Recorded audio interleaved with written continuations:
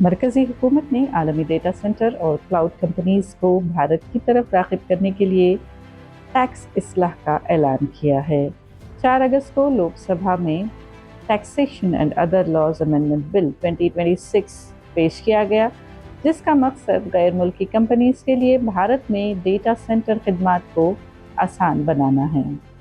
मरकज़ी बजट 2026-27 में हुकूमत ऐलान कर चुकी है कि भारत में डेटा सेंटर खिदमात हासिल करने वाली गैर मुल्की कंपनीज को 2047 तक 20 साला टैक्स पर छूट दी जाएगी ताकि उनकी आलमी आमदनी पर भारत में टैक्स न लगे। नए बिल के तहत अब गैर मुल्की कंपनीज को इनकम टैक्स छूट हासिल करने के लिए मरकज़ी हुकूमत से अलग मंजूरी लेने की ज़रूरत नहीं होगी। इसी तरह वज़ारत इलेक्ट्रॉनिक्स और इंफॉर्मेशन टेक्नोलॉजी की जानिब से अहल डेटा सेंटर्स के लिए अलग नोटिफिकेशन जारी करने की शर्त भी ख़त्म कर दी गई है। इनकम टैक्स महकमे के मुताबिक गैर मुल्की क्लाउड कंपनीज और भारतीय डेटा सेंटर ऑपरेटर्स को सिर्फ मुकर्ररा फॉर्मेट में मतलूबा मालूमात फराहम करना होंगी।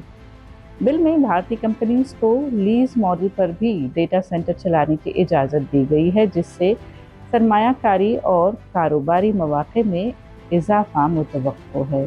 हुकूमती ज़राए के मुताबिक इन इस्लाहात का मकसद ईज़ ऑफ डूइंग बिजनेस को बेहतर बनाना, आलमी सरमायाकारी को फ़रोग़ देना और आने वाले बरसों में भारत को AI डेटा सिटीज़ के मरकज़ के तौर पर तैयार करना है।